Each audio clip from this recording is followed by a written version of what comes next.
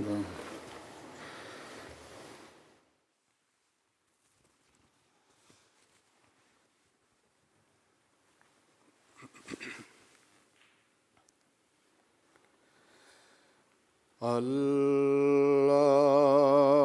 الله أكبر.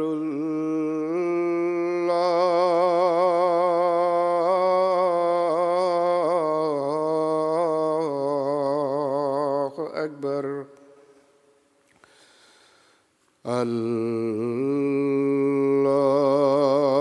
الله أكبر.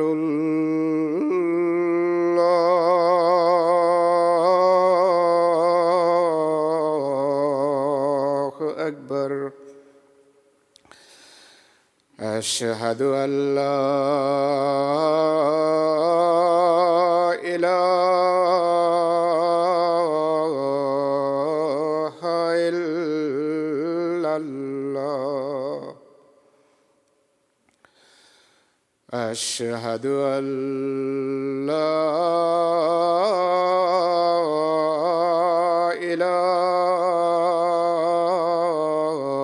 إله إلا الله. أشهد أن محمدًا رسول الله.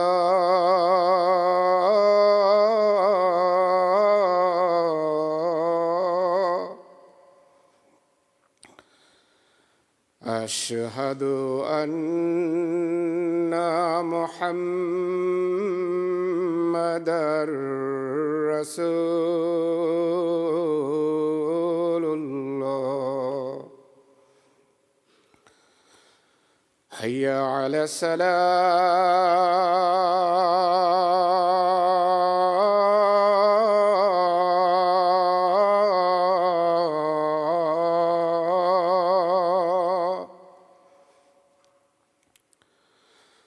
حي على الصلاة.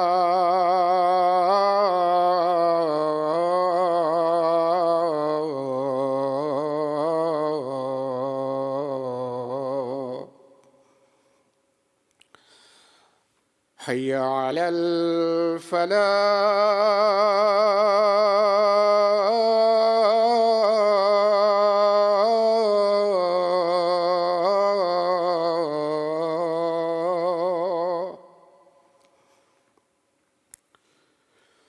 حي على الفلاح.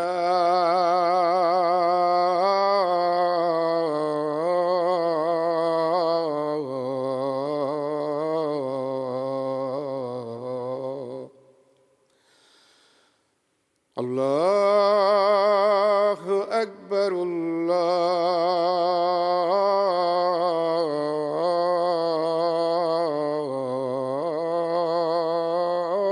الله أكبر. لا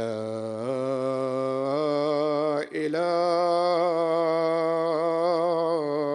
إلا الله.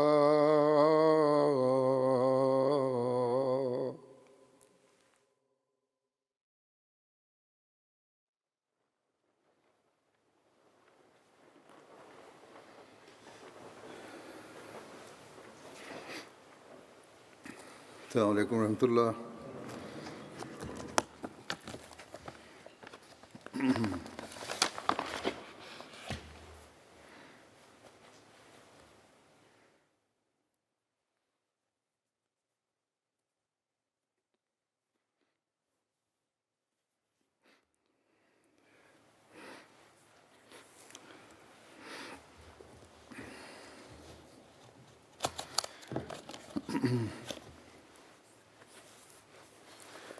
أشهد أن لا إله إلا الله وحده لا شريك له وأشهد أن محمدًا عبده ورسوله.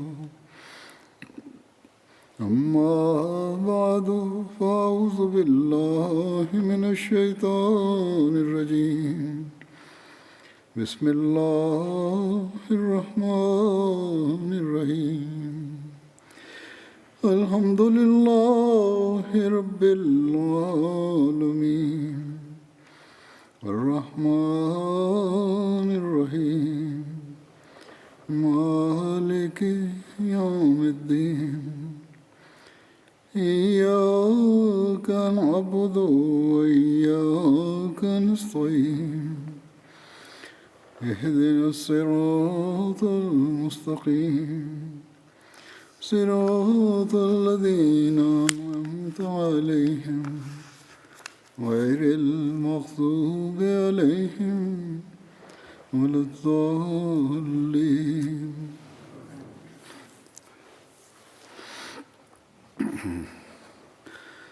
حضرت ابوبکر صدیق رضی اللہ عنہ کا ذکر چل رہا ہے. بیعت عقبہ ثانیہ کے بارے میں کہ ذکر میں لکھا ہے کہ بیعت عقبہ ثانیہ کے موقع پر نبی کریم صلی اللہ علیہ وسلم کے ہمراہ حضرت ابوبکر، حضرت علی اور نبی کریم صلی اللہ علیہ وسلم کے چچا حضرت عباس تھے. حضرت عباس جو کہ اس تقریب اور میٹنگ کے گویا منظم اعلیٰ تھے، انہوں نے حضرت علی کو ایک گھاٹی پر بطور پہرے دار کھڑا کیا اور ایک دوسری گھاٹی پر حضرت ابوبکر کو انہوں نے پہرے اور حفاظت کے لیے کھڑا کیا تھا.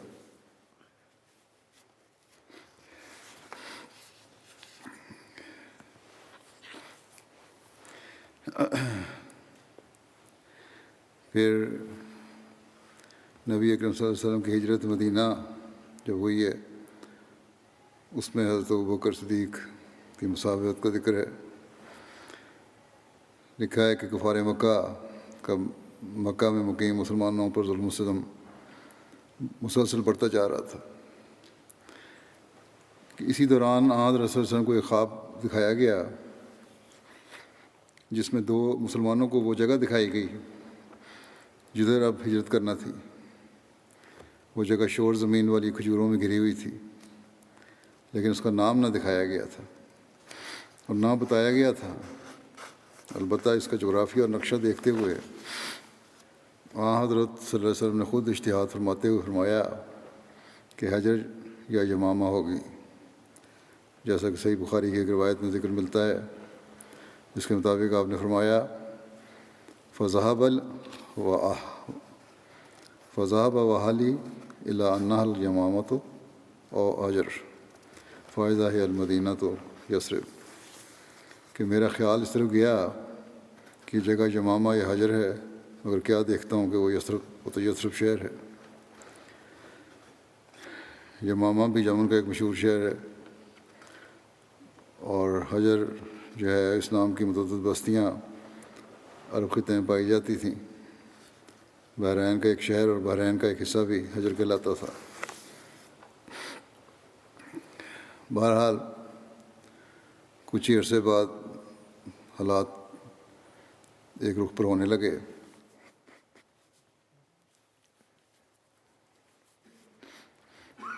اور مدینہ کے سعادت مند انصار نے اسلام قبول کرنا شروع کیا تو القائے ربانی سے آپ پر منکشف ہوا کہ وہ سرزمین تو یثرب کی سرزمین تھی جو بعد میں مدینہ کے نام سے مشہور ہونے والی تھی. حضرت اقدس مسیح علیہ السلام نے نبی کریم صلی اللہ علیہ وسلم کے اس اجتہاد کا ذکر کرتے ہوئے فرمایا، وہ حدیث جس کے یہ الفاظ ہیں کہ ذهب وحالی الی انہا الیمامۃ او الحجر فاذا ہی المدینۃ یثرب، صاف صاف ظاہر کر رہی ہے کہ جو کچھ حضرت صلی اللہ علیہ وسلم نے اپنے اجتہاد سے پیشگوئی کا محل و مصداق سمجھا تھا وہ غلط نکلا. چنانچہ حضرت صلی اللہ علیہ وسلم نے مکہ کے مظلوم اور ستم رسیدہ صابر مسلمانوں کو مدینہ کی طرف ہجرت کرنے کی اجازت اور رہنمائی فرما دی، جس پر مکہ کے مسلمانوں نے مدینہ کی طرف ہجرت شروع کر دی. دوسری طرف بیعت عقبہ ثانیہ کے بعد اس ہجرت میں بھی تیزی آ گئی اور گھروں کے گھر اور محلوں کے محلے خالی ہونے لگے. اس صورتحال نے مکہ کے ظالم سرداروں کو مزید اشتعال دلا دیا اور غصے سے تلملانے لگے. جس پر انہوں نے ایک اور قدم اٹھایا کہ ان مظلوموں کو ہجرت کرنے سے بھی روکا جانے لگا اور ظلم و ستم کے نت نئے طریقے نکالے جانے لگے۔ کبھی شوہر کو تو جانے دیا لیکن اس کی بیوی اور بچے کو اسے چھین لیا گیا، کبھی کسی سے سرمایہ اور مال و دولت اس بہانے ہتھیا لی گئی کہ یہ تو تم نے ہمارے شہر مکہ میں کمائی تھی، اگر یہاں سے جانا ہے تو یہ ساری دولت ہمیں دے کر جاؤ۔ کبھی ماں کی ممتا کا واسطہ دے کر روک لیا کہ اپنی ماں سے ملتے جاؤ، اور پھر راستے میں ہی ان کو رسیوں سے باندھ کر کوٹھریوں میں ڈال دیا۔ لیکن دولت ایمان سے مالا مال اور دین اسلام کی محبت میں سرشار صبر و شکر کرنے والے مومنوں کی جماعت دیوانہ وار مدینہ کی طرف مسلسل ہجرت کرتی چلی گئی۔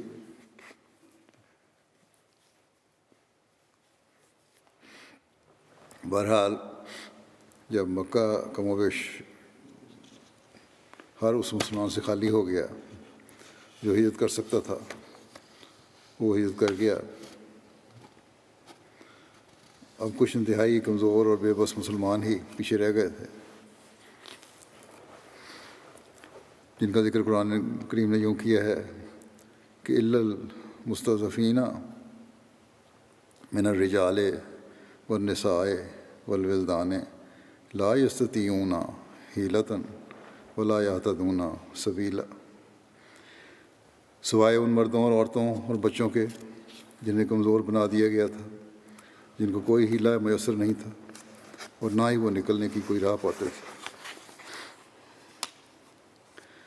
ان کے علاوہ حضرت صلی اللہ علیہ وسلم ابھی تک مدینے میں ہی اذن خداوندی کا انتظار فرما رہے تھے۔ حضرت علی بھی مکے میں ہی تھے کہ البتہ حضرت ابوبکر صدیق ہجرت کی اجازت طلب کرنے حاضر خدمت ہوئے تو ارشاد ہوا کہ ٹھہر جاؤ، مجھے امید ہے کہ مجھے بھی اجازت دی جائے گی، یا ایک روایت کے مطابق آپ نے فرمایا کہ تم جلدی نہ کرو، ممکن ہے اللہ تمہارے لیے ایک ساتھی کا انتظام فرما دے۔ اس پر حضرت ابوبکر نے عرض کیا، یا رسول اللہ، میرے ماں باپ آپ پر قربان، کیا آپ کو بھی ہجرت کی اجازت مل جائے گی؟ گویا ہجرت کی وجہ سے نبی اکرم صلی اللہ علیہ وسلم سے جدائی کا غم جاتا رہا۔ حضرت ابوبکر یہ نوید مسرت سن کر واپس لوٹ کر آئے اور ہجرت کا ارادہ ملتوی کر دیا۔ البتہ انہوں نے حکیمانہ انداز میں 2 اونٹنیاں خریدیں جنہیں خاص طور پر کھلا کر ہجرت کے انجانے سفر کے لیے تیار کرنے لگے۔ ان باتوں کا تذکرہ کرتے ہوئے حضرت مسلم موعود رضی اللہ عنہ بیان فرماتے ہیں کہ رسول کریم صلی اللہ علیہ وسلم اور آپ کے ساتھیوں نے ہجرت کی تیاری شروع کی، ایک کے بعد ایک خاندان مکہ سے غائب ہونا شروع ہوا۔ اب وہ لوگ بھی جو خدا تعالیٰ کی بادشاہت کا انتظار کر رہے تھے دلیر ہو گئے۔ بعض دفعہ ایک ہی رات میں مکے کی ایک پوری گلی کے مکانوں کو تالے لگ جاتے تھے، اور صبح کے وقت جب شہر کے لوگ گلی کو خاموش پاتے تو دریافت کرنے پر انہیں معلوم ہوتا کہ اس گلی کے تمام رہنے والے مدینے کو ہجرت کر گئے ہیں، اور اسلام کے اس گہرے اثر کو دیکھ کر جو اندر ہی اندر مکے کے لوگوں میں پھیل رہا تھا وہ حیران رہ جاتے تھے۔ آخر مکہ مسلمانوں سے خالی ہو گیا، صرف چند غلام اور خود رسول اللہ صلی اللہ علیہ وسلم، حضرت ابوبکر اور حضرت علی مکے میں رہ گئے۔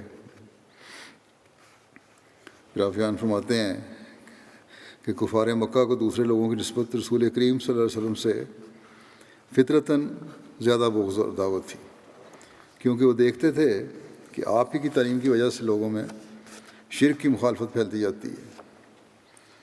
وہ جانتے تھے کہ اگر وہ آپ کو قتل کر دیں تو باقی جماعت خود بخود پراگندہ ہو جائے گی، اس لیے بنسبت دوسروں کے وہ حضرت صلی اللہ علیہ وسلم کو زیادہ دکھ دیتے اور چاہتے کہ کسی طرح آپ اپنے دعوی سے باز آ جائیں۔ لیکن باوجود ان مشکلات کے آپ صلی اللہ علیہ وسلم نے صحابہ کو ہجرت کا حکم دے دیا، مگر خود ان دکھوں اور تکلیفوں کے باوجود مکے سے ہجرت نہ کی، کیونکہ خدا تعالیٰ کی طرف سے کوئی اذن نہ ہوا تھا۔ چنانچہ جب حضرت ابوبکر نے پوچھا کہ میں ہجرت کر جاؤں تو آپ نے جواب دیا، الا رسلے کا فانی ارجون ان یؤذن لی، کہ آپ ابھی ٹھہریں، امید ہے کہ مجھے اجازت مل جائے۔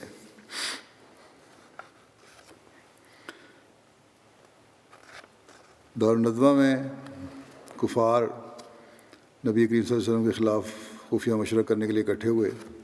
اس کے بارے میں لکھا ہے کہ رؤسائے مکہ اب اس بات پر سخت غصے میں تھے اور پیچ و تاب کھا رہے تھے کہ مسلمان ان کے ہاتھ سے بچ کر نکل گئے ہیں. اس پر اب وہ دارالندوہ میں جمع ہوئے.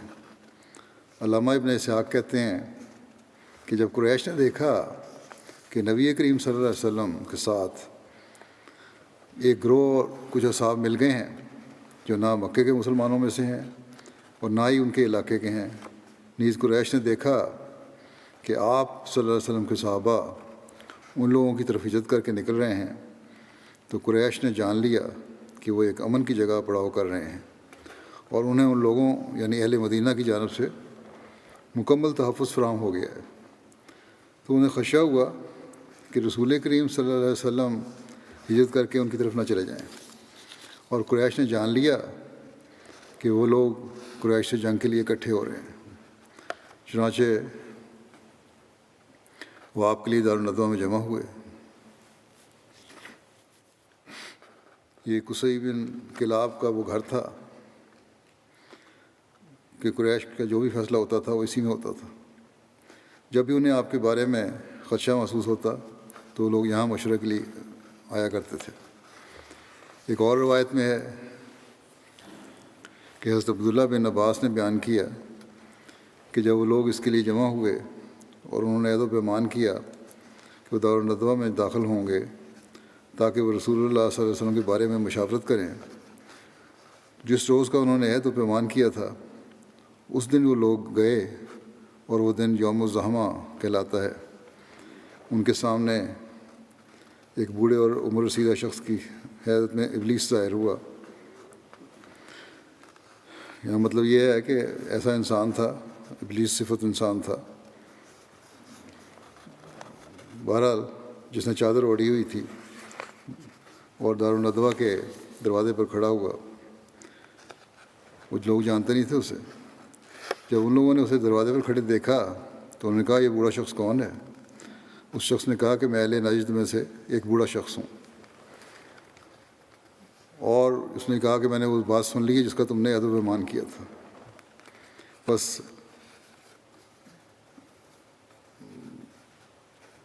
وہ تمہارے پاس میں اس لیے آیا ہوں کہ تاکہ وہ سن لے کہ تم لوگ کیا کہتے ہو. امید ہے کہ تمہیں اس سے کوئی نہ کوئی رائے یا بھلائی مل جائے گی. اس نے کہا اپنے بارے میں. ان لوگوں نے کہا ٹھیک ہے اندر آ جاؤ. وہ ان لوگوں کے ساتھ اندر داخل ہو گیا. وہاں قریش کے سرداران کی ایک بڑی جماعت شریک تھی جن کے نمایاں ناموں میں عتبہ بن ربیعہ، شیبہ بن ربیعہ، ابو سفیان بن حرب، تیمہ بن عدی اور بعض لوگ تھے، ابو جہل بن ہشام، حجاج کے 2 بیٹے اور بہت سارے لوگ تھے. اس کے علاوہ کچھ سردار بھی تھے جن کا شمار قریش سے نہیں ہوتا. جب سب لوگ جمع ہو گئے اور تجاویز دینے کا وقت آیا تو ایک شخص نے تجویز پیش کی کہ اسے یعنی محمد صلی اللہ علیہ وسلم کو لوہے کی بیڑیوں میں جکڑ کر قید کر دو اور باہر سے دروازہ بند کر دو. پھر اس پر اسی موت کے آنے کا انتظار کرو جو اس سے پہلے اس جیسے 2 شعراء پر آ چکی ہے، مثلا زہیر اور نابغہ اور دیگر شعراء جو پہلے گزر چکے ہیں. یعنی انجام کا انتظار کرو جس طرح اس سے پہلے 2 شاعروں زہیر اور نابغہ وغیرہ کا ہو چکا ہے، یعنی موت ان کا خاتمہ کر دے. تو جیسے ان کو موت آئی تھی آپ کے لیے بھی پلان کیا گیا.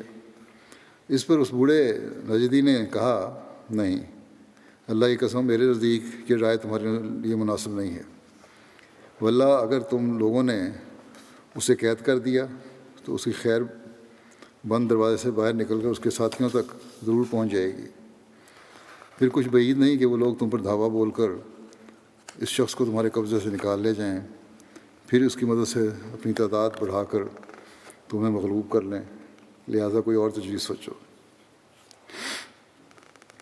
اس پر ایک شخص نے یہ تجویز دی کہ ہم اس شخص کو اپنے درمیان سے نکال دیں اور اپنے شہر سے جلا وطن کر دیں، پھر ہمیں اس سے کوئی واسطہ نہیں کہ وہ کہاں جاتا ہے اور کہاں رہتا ہے۔ جب وہ ہم سے غائب ہو جائے گا اور ہم اس سے فارغ ہو جائیں گے تو ہمارا معاملہ ٹھیک ہو جائے گا اور ہم پہلی جیسی حالت میں رہنے لگیں گے۔ اس پر بوڑھے نجدی نے کہا کہ نہیں، اللہ کی قسم، یہ رائے بھی ٹھیک نہیں۔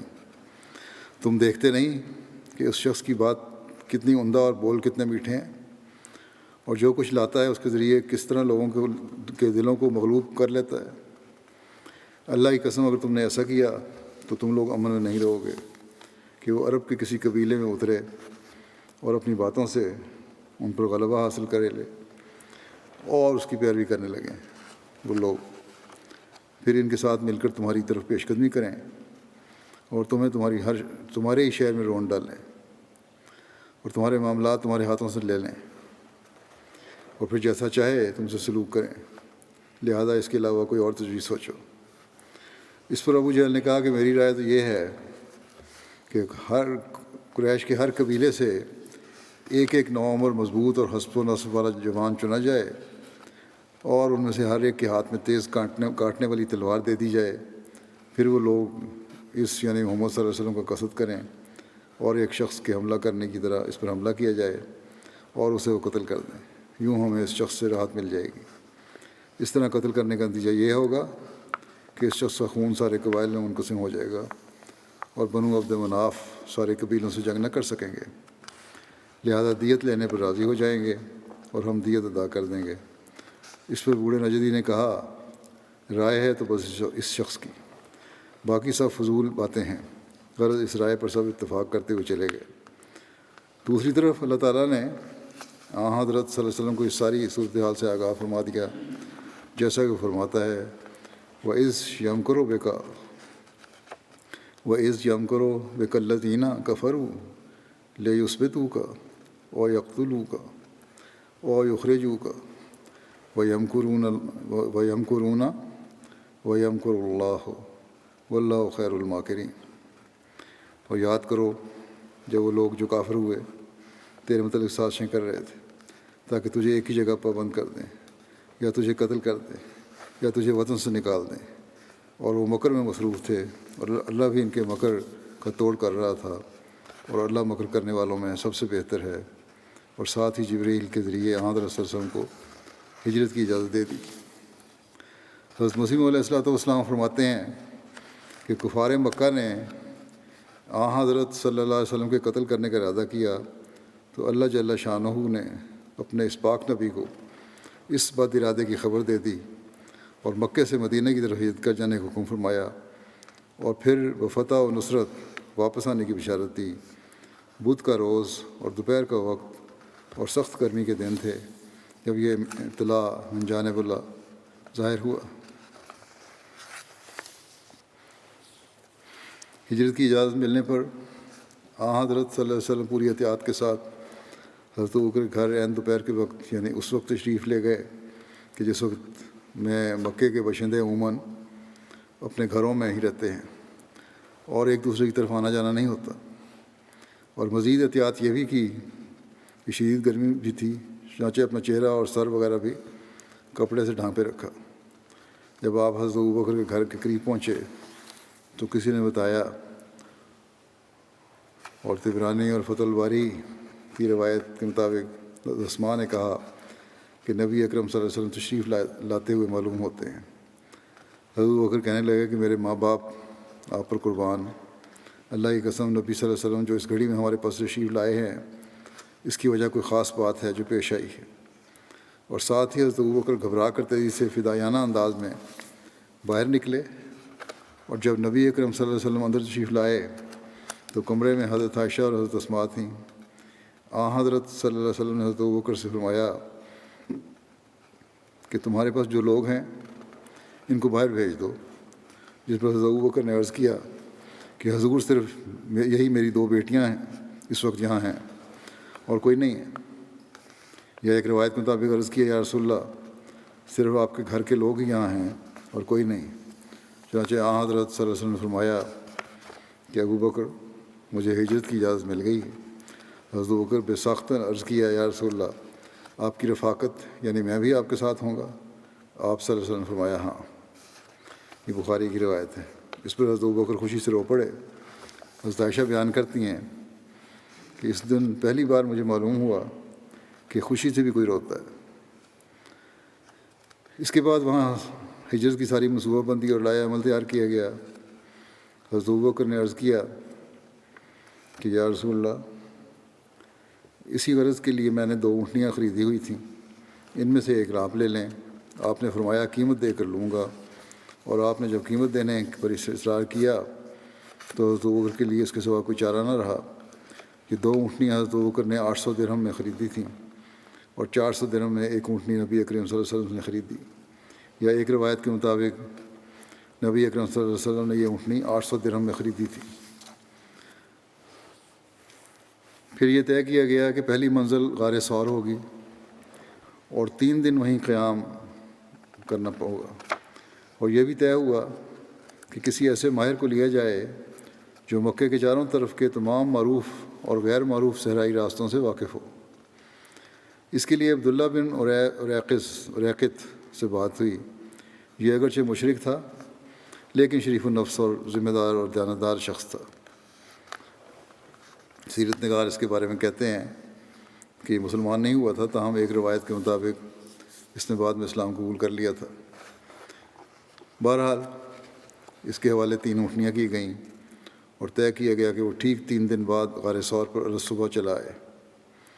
حضرت عبداللہ بن ابوبکر جو ایک ہوشیار نوجوان تھے، ان کے سپرد یہ ڈیوٹی لگائی گئی کہ وہ روزانہ مکے کی مجالس میں گھوم پھر کر جائزہ لیں گے کہ کیا کچھ ہو رہا ہے، اور پھر رات کو غار ثور پہنچ کر ساری رپورٹنگ کریں گے۔ حضرت ابوبکر کے ایک دانا اور ذمہ دار غلام عامر بن فہیرہ کے سپرد یہ ڈیوٹی ہوئی کہ وہ اپنی بکریاں غار ثور کے گرد ہی چرائے گا، اور رات کے وقت وہ دودھ دینے والی بکریوں کا تازہ دودھ فراہم کرے گا، اور پھر مکے سے نکلنے کا وقت طے کرنے کے بعد حضرت صلی اللہ علیہ وسلم جلد ہی حضرت ابوبکر کے گھر سے واپس اپنے گھر تشریف لے آئے۔ یہاں آ کر آپ نے حضرت علی کو اپنی ہجرت کے پروگرام سے آگاہ کرتے ہوئے ان کے سپرد ایک جانثارانہ کام یہ کیا کہ آج رات وہ حضور صلی اللہ علیہ وسلم کے بستر مبارک پر وہی سبز یا ایک روایت کے مطابق سرخ رنگ کی حضرمی چادر اوڑھ کر سوئیں گے جو نبی اکرم صلی اللہ علیہ وسلم خود لے کر سویا کرتے تھے، اور اپنے اس جانثار فدائی خادم کو خدائی تائید اور نصرت کی یقین دہانی کراتے ہوئے کہا آپ صلی اللہ علیہ وسلم نے کہ فکر نہ کرنا اور بڑے آرام سے میرے بستر پر سوئے رہنا، دشمن تمہارا بال بھی بیکا نہیں کر سکتا۔ نیز صادق و امین رسول خدا صلی اللہ علیہ وسلم کو چونکہ اہلیان مکہ کی دی ہوئی امانتوں کا بھی فکر اور ذمہ داری کا احساس تھا، اس لیے فرمایا کہ وہ لوگوں کو امانتیں واپس کرتے ہوئے میرے پیچھے آ جائیں، یعنی حضرت علی کو فرمایا کہ امانتیں واپس کر کے پھر آ جانا مدینہ۔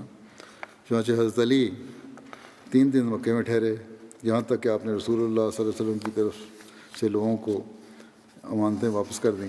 جب آپ اس سے فارغ ہو گئے تو آپ بھی رسول کریم صلی اللہ علیہ وسلم سے قباء میں جا ملے۔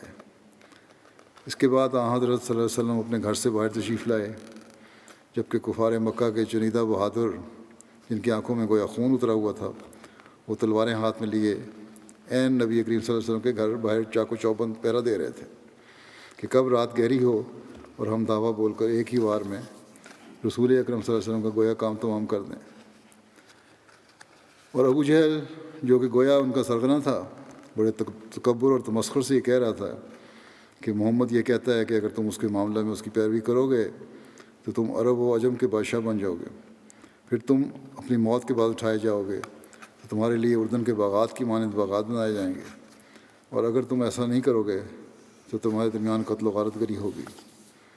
آپ صلی اللہ علیہ وسلم باہر نکلے اور فرمایا ہاں ایسے ہی میں کہتا ہوں، اور سورہ یاسین کی یہ آیات پڑھتے ہوئے کہ یاسین والقرآن الحکیم انکا لمن المرسلین علی صراط مستقیم تنزیل العزیز الرحیم تنزیل العزیز الرحیم لتنذر قوما ما انذر آباؤہم فہم غافلون لقد حق القول علی اکثرہم فہم لا یؤمنون انا جعلنا فی اعناقہم اغلالا فہی الی الاذقان فہم مقمحون وجعلنا من بین ایدیہم سدا ومن خلفہم سدا فاغشیناہم فہم لا یبصرون۔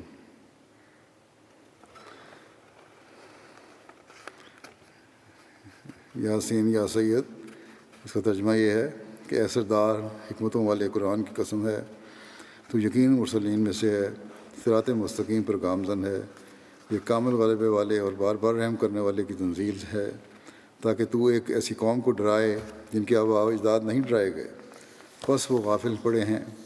یقیناً ان میں سے اکثر پر قول صادق آ گیا ہے، بس وہ ایمان نہیں لائیں گے۔ یقیناً ہم نے ان کی گردنوں میں توق ڈال دیے ہیں اور وہ اب تھوڑیوں تک پہنچے ہوئے ہیں، اس لیے وہ سر اونچا اٹھائے ہوئے ہیں، اور ہم نے ان کے سامنے بھی ایک روک بنا دی ہے اور ان کے پیچھے بھی ایک روک بنا دی ہے اور ان پر پردہ ڈال دیا ہے، اس لیے وہ دیکھ نہیں سکتے۔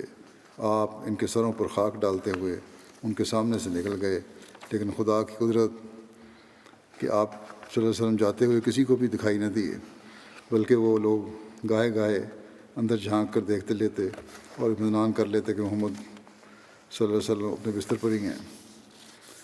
اس واقعہ کا ذکر سیرت خاتم النبیین میں حضرت مرزا بشیر احمد صاحب نے یوں کیا ہے کہ رات کا تاریک وقت تھا اور ظالم قریش مختلف قبائل سے تعلق رکھتے تھے، اپنے خونی ارادے کے ساتھ آپ کے مکان کے گرد جمع ہو کر آپ کے مکان کا محاصرہ کر چکے تھے، اور انتظار تھا کہ صبح ہو یا آپ اپنے گھر سے نکلیں تو آپ پر ایک دم حملہ کر کے قتل کر دیا جاوے۔ حضرت صلی اللہ علیہ وسلم کے پاس بعض کفار کی امانتیں پڑی تھیں، کیونکہ باوجود شدید مخالفت کے اکثر لوگ اپنی امانتیں آپ کے صدق و امانت کی وجہ سے آپ کے پاس رکھوا دیا کرتے تھے، لہذا آپ نے حضرت علی کو ان امانتوں کا حساب کتاب سمجھا دیا اور تاکید کی کہ بغیر امانتیں واپس کیے واقعے سے نہ نکلنا۔ اس کے بعد آپ نے ان سے فرمایا کہ تم میرے بستر پر لیٹ جاؤ، اور تسلی دی کہ انہیں خدا کے فضل سے کوئی گزان نہیں پہنچے گا۔ وہ لیٹ گئے اور آپ نے اپنی چادر جو سرخ رنگ کی تھی ان کے اوپر اڑا دی۔ اس کے بعد آپ اللہ کا نام لے کر اپنے گھر سے نکلے۔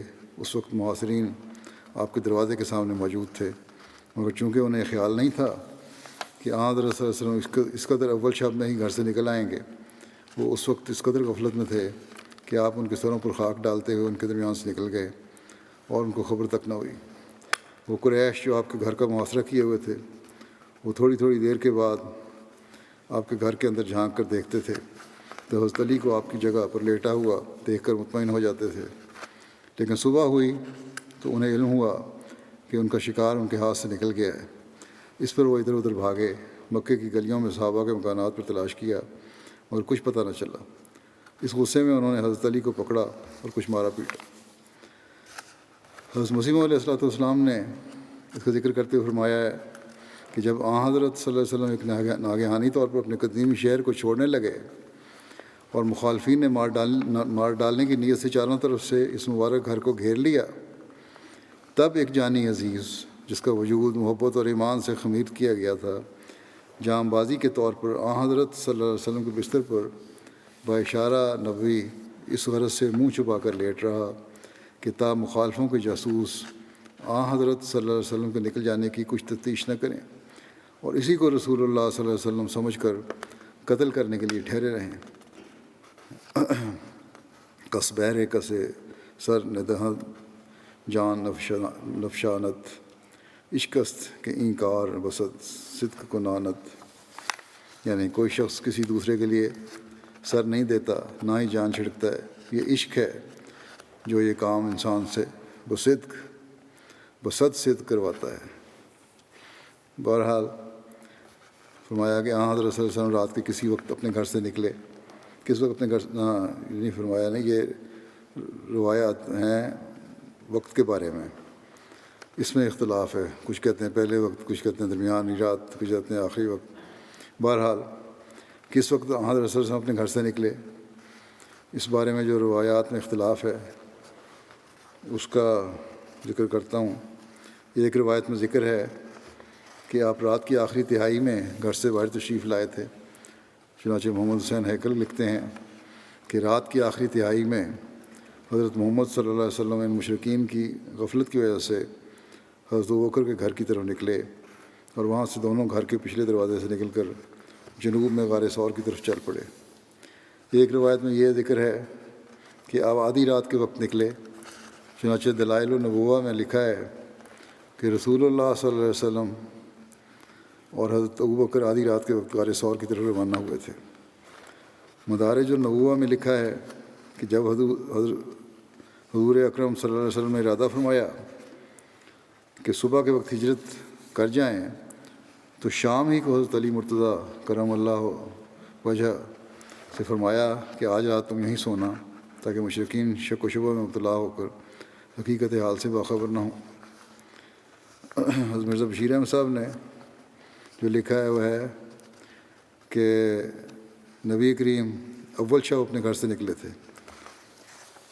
چنانچہ اس کی تفسیر میں لکھتے ہیں کہ محاصرین آپ کے دروازے کے سامنے موجود تھے، مگر چونکہ انہیں یہ خیال نہیں تھا کہ حضرت صلی اللہ علیہ وسلم اس قدر اول شب میں ہی گھر سے نکل آئیں گے، وہ اس وقت اس قدر غفلت میں تھے کہ آپ ان کے سروں پر خاک ڈالتے ہوئے ان کے درمیان سے نکل گئے اور ان کو خبر تک نہ ہوئی۔ اب حضرت صلی اللہ علیہ وسلم خاموشی کے ساتھ مگر جلد جلد مکے کی گلیوں میں سے گزر رہے تھے اور تھوڑی ہی دیر میں آبادی سے باہر نکل گئے اور غار ثور کی راہ لی۔ حضرت ابوبکر کے ساتھ پہلے سے تمام بات طے ہو چکی تھی، وہ بھی راستے میں مل گئے۔ حضرت مسلم موعود نے جو روایات سے لے کے فرمایا وہ یہ ہے کہ جب مکے کے لوگ آپ کے گھر کے سامنے آپ کے قتل کے لیے جمع ہو رہے تھے تو آپ رات کی تاریکی میں ہجرت کے ارادے سے اپنے گھر سے باہر نکل رہے تھے۔ مکے کے لوگ ضرور شبہ کرتے ہوں گے کہ ان کے ارادے کی خبر محمد رسول اللہ صلی اللہ علیہ وسلم کو بھی مل چکی ہوگی، مگر پھر بھی جب ان کے سامنے سے گزرے تو انہوں نے یہی سمجھا کہ یہ کوئی اور شخص ہے اور بجائے آپ پر حملہ کرنے کے سمٹا کر آپ سے چھپنے لگ گئے تاکہ ان کے ارادوں کی محمد صلی اللہ علیہ وسلم کو خبر نہ ہو جائے۔ اس رات سے پہلے دن ہی آپ کے ساتھ ہجرت کرنے کے لیے ابوبکر کو بھی اطلاع دے دی گئی تھی، بس وہ بھی آپ کو مل گئے اور دونوں مل کر تھوڑی دیر میں مکے سے روانہ ہو گئے۔ حضرت مسیح موعود علیہ السلام کے مطابق نبی کریم صلی اللہ علیہ وسلم صبح کے وقت گھر سے نکلے تھے۔ چنانچہ آپ فرماتے ہیں کہ حضرت صلی اللہ علیہ وسلم کو جاتے وقت کسی مخالف نے نہیں دیکھا، حالانکہ صبح کا وقت تھا اور تمام مخالفین حضرت صلی اللہ علیہ وسلم کے گھر کا محاصرہ کر رہے تھے۔ سو خدائے تعالیٰ نے جیسا کہ سورہ یاسین میں اس کا ذکر کیا ہے، ان سب اشقیاء کی آنکھوں پر پردہ ڈال دیا اور حضرت ان کے سروں پر خاک ڈال کر چلے گئے۔ بہرحال مختلف روایتیں ہیں، لیکن یہ نتیجہ یہی ہے کہ پتہ نہیں لگا کفار کو۔ پھر یہ بھی مختلف روایات ہیں کہ اپنے گھر سے نکل کر نبی اکرم صلی اللہ علیہ وسلم کس طرح تشریف لے گئے۔ ایک روایت سے یہ تاثر ملتا ہے کہ حضرت صلی اللہ علیہ وسلم اپنے گھر سے نکلے ہوں گے اور حضرت ابوبکر اپنے گھر سے، اور راستے میں کسی ایک جگہ پر دونوں اکٹھے ہو کر غار ثور کی طرف چل پڑے۔ ایک روایت میں ہے کہ نبی اکرم صلی اللہ علیہ وسلم اپنے گھر سے غار ثور کی طرف نکلے اور کچھ دیر بعد حضرت ابوبکر آپ کے گھر پہنچے تو حضرت علی نے انہیں فرمایا کہ وہ تو جا چکے ہیں اور غار ثور کی طرف تشریف لے جا رہے ہیں، اس لیے آپ بھی ان کے پیچھے پیچھے چلے جائیں۔ چنانچہ حضرت ابوبکر نبی اکرم صلی اللہ علیہ وسلم کے پیچھے چلے گئے۔ بہرحال یہ روایت تو بہت کمزور لگتی ہے۔ اس سے یہ تاثر ملتا ہے کہ گویا نبی اکرم صلی اللہ علیہ وسلم حضرت ابوبکر کا انتظار فرماتے رہے اور وہ لیٹ ہو گئے، اور حضرت ابوبکر کو یہ بھی علم نہیں کہ نبی اکرم صلی اللہ علیہ وسلم کدھر گئے ہوں گے، اور سب کچھ حضرت علی اب انہیں بتا رہے ہیں۔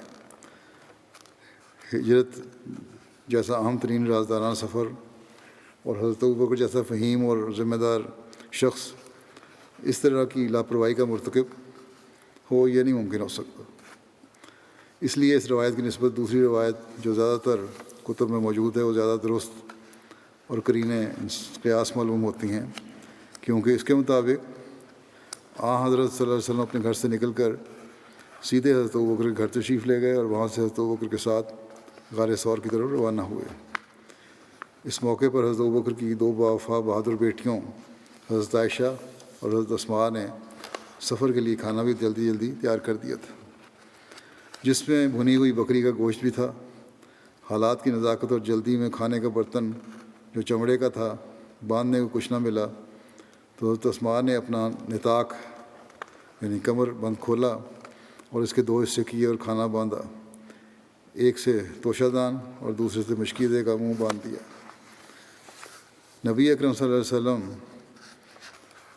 جو شوفا کے ان لمحات کو بغور دیکھ رہے تھے، فرمانے لگے کہ اسماء، اللہ تمہارے اس نطاق کے بدلے میں تمہیں جنت میں 2 نطاق عطا کرے گا، یعنی کہ وہ کمر بند جو باندھا ہوا تھا کپڑا کمر پہ۔ حضرت صلی اللہ علیہ وسلم کے اس ارشاد کی وجہ سے بعد میں حضرت اسماء کو ذات النطاقین کہا جانے لگا۔ ہجرت کے سفر میں نبی اکرم صلی اللہ علیہ وسلم زیر لب اس آیت کا ورد فرماتے ہوئے چلے جا رہے تھے، وَقُلْ رَبِّ أَدْخِلْنِي مُدْخَلَ صِدْقٍ وَأَخْرِجْنِي مُخْرَجَ صِدْقٍ وَاجْعَل لِّي مِن لَّدُنكَ سُلْطَانًا نَصِيرًا۔ اور تو کہے، اے میرے رب، مجھے اس طرح داخل کر کہ میرا داخل ہونا سچائی کے ساتھ ہو، اور مجھے اس طرح نکال کہ میرا نکلنا سچائی کے ساتھ ہو، اور اپنی جناب سے میرے لیے طاقتور مددگار عطا کر۔ اور ایسا ہی اس دعا کا بھی ذکر ملتا ہے کہ الحمدللہ الذی خلقنی ولم اکو شیئا، اللہم اعنی علی حول الدنیا ووائق الدہر ومصائب اللیالی والایام، اللہم اصحبنی فی سفری واخلفنی واہلی وبارک لی فیما رزقتنی ولک فضلنی وعلی صالح خلقی فقومنی وإلی ربی فحببنی وإلی الناس فلا تکلنی انت رب المستضعفین وانت ربی اعوذ بوجہک الکریم الذی اشرقت لہ السماوات والارض وکشفت بہ الظلمات وصلح علیہ امر الاولین والآخرین ان یحل بی غضبک او ینزل علی سخطک اعوذ بک من زوال نعمتک وفوجات نقمتک وتحول عاقبتک وجمیع سخطک لک العتبی خیر ما استطعت ولا حول ولا قوۃ الا بک۔ تمام تعریفیں اللہ کے لیے جس نے مجھے پیدا کیا اور میں کچھ بھی نہیں تھا۔ اے اللہ، دنیا کے خوف پر اور زمانے کے مصائب پر اور رات اور دن کے مصائب پر میری مدد فرما۔ اے اللہ، میرے سفر میں تو میرا ساتھی ہو جا، اور میرے اہل میں میرا قائم مقام ہو جا، اور جو تو نے مجھے دیا ہے اسے میرے لیے برکت رکھ دے، اور مجھے اپنے تابع کر دے، اور میری عمدہ تخلیق پر مجھے مضبوط کر دے، اور میرے رب کا مجھے محبوب بنا دے، اور مجھے لوگوں کے سپرد نہ کرنا۔ تو کمزوروں کا رب ہے اور تو میرا بھی رب ہے۔ تیرا وجہ کریم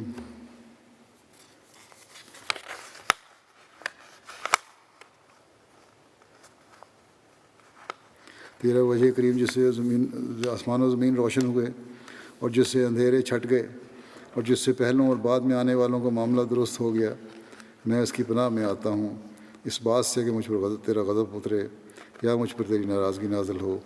میں تیری پناہ میں آتا ہوں تیری نعمت کے زائل ہونے سے، اور تیرے انتقام کے اچانک آنے سے، اور تیری آخری فیصلے کے میرے بارے میں بدل جانے سے۔ شرح ترقانی میں تحول عاقبت کا کی جگہ تحول عافیتک کے الفاظ بھی آئے ہیں، جس کا مطلب ہے کہ تیری عطا کردہ عافیت کے جاتے رہنے سے، اور تیری ہر قسم کی ناراضگی سے تیری رضامندی ہے ہر اس بھلائی میں جو میں کر سکا۔ نہ گناہ سے بچنے کا کوئی ہیلہ ہے، اور نہ ہی نیکی کرنے کی کوئی طاقت ہے مگر تیرے ہی ذریعے۔ خانہ کعبہ کے پیچھے سے گزرتے ہوئے نبی اکرم صلی اللہ علیہ وسلم نے مکے کی طرف اپنا رخ مبارک فرمایا، اور اس بستی سے بھی مخاطب ہوئے کہ بخدا اے مکہ، تو اللہ کی زمین میں سے مجھے سب سے زیادہ محبوب ہے، اور تو اللہ کی زمین میں سے اللہ کو بھی سب سے زیادہ محبوب ہے، اور اگر تیرے باشندے مجھے زبردستی نہ نکالتے تو میں کبھی بھی نہ نکلتا۔ امام بہاقی نے لکھا ہے کہ غار ثور کے سفر کے دوران حضرت ابوبکر کبھی حضرت رسول اللہ کے آگے چلتے، کبھی پیچھے، اور کبھی آپ کے دائیں ہو جاتے اور کبھی بائیں۔ نبی اکرم صلی اللہ علیہ وسلم نے پوچھا تو عرض کرنے لگے کہ یا رسول اللہ، مجھے خیال آتا ہے کوئی سامنے سے نہ آ رہا ہو، تو میں آپ کے آگے ہو جاتا ہوں، اور جب اندیشہ ہوتا ہے کوئی پیچھے سے حملہ نہ کر دے تو آپ کے پیچھے ہو جاتا ہوں، اور کبھی دائیں اور کبھی بائیں کہ آپ ہر طرف سے محفوظ و مامون رہیں۔ ایک روایت کے مطابق غار ثور تک پہنچتے پہنچتے اس پہاڑی سفر میں نبی اکرم صلی اللہ علیہ وسلم کے قدم مبارک زخمی بھی ہو گئے، اور ایک روایت کے مطابق راستے میں ایک پتھر سے ٹھوکر لگنے سے پاؤں مبارک زخمی ہو گیا تھا۔ جب غار ثور تک پہنچے تو حضرت ابوبکر نے رسول اللہ صلی اللہ علیہ وسلم سے عرض کیا کہ آپ ابھی یہاں ٹھہریں، پہلے مجھے اندر جانے دیں تاکہ میں اچھی طرح غار کو صاف کر لوں، اور کوئی خطرے کی چیز ہو تو میرا اس سے سامنا ہو۔ چنانچہ وہ اندر گئے اور غار کو صاف کیا، جو بھی سوراخ اور بل وغیرہ تھے ان کو اپنے کپڑے سے بند کیا۔ پھر رسول اللہ صلی اللہ علیہ وسلم کو اندر آنے کی دعوت دی۔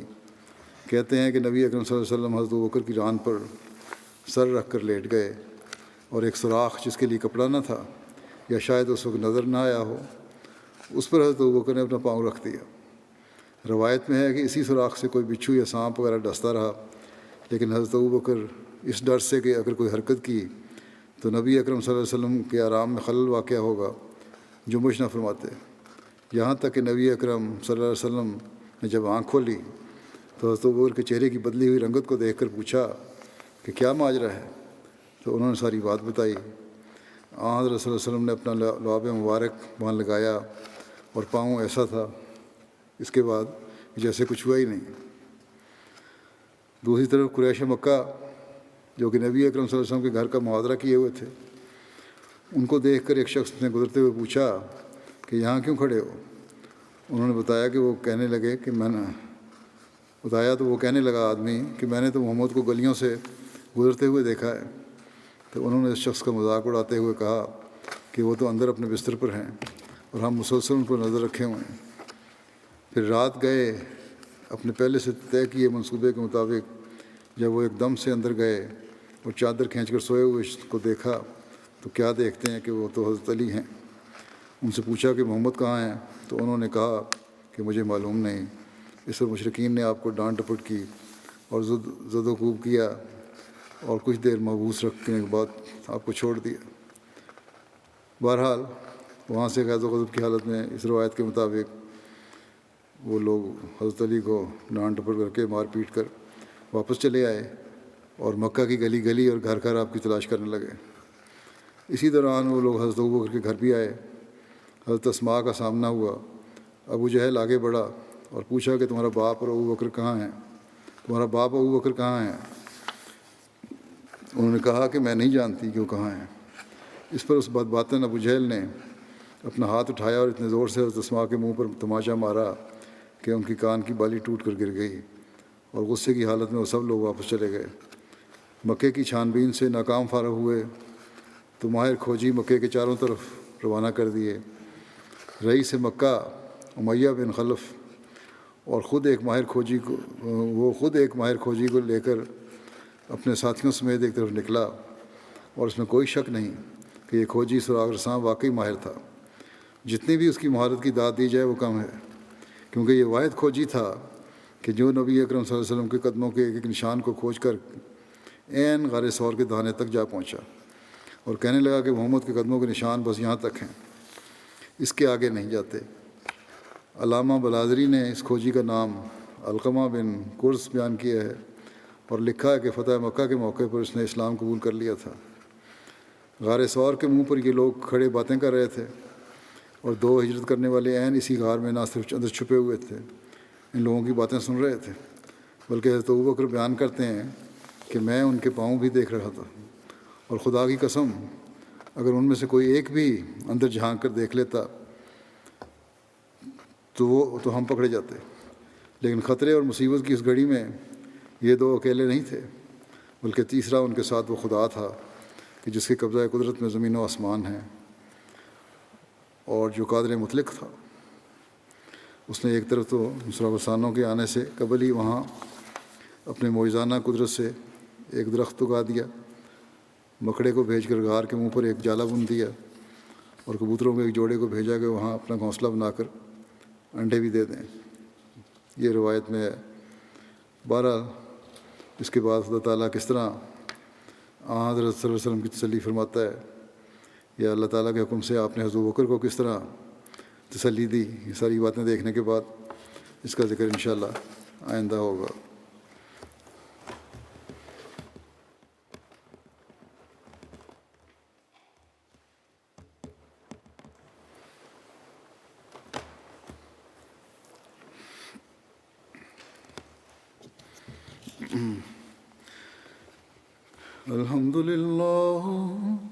الحمد لله نحمده ونستعينه ونستغفره ونؤمن به ونتوكل عليه ونعوذ بالله من شرور أنفسنا ومن سيئات أعمالنا من يهده الله فلا مضل له ومن يضلل فلا هادي له ونشهد أن لا إله إلا الله ونشهد أن محمدا عبده ورسوله. عباد الله رحمكم الله إن الله يأمر بالعدل والإحسان وإيتاء ذي القربى وينهى عن الفحشاء والمنكر والبغي يعظكم لعلكم تذكرون. اذكروا الله يذكركم وادعوه يستجب لكم ولذكر الله أكبر.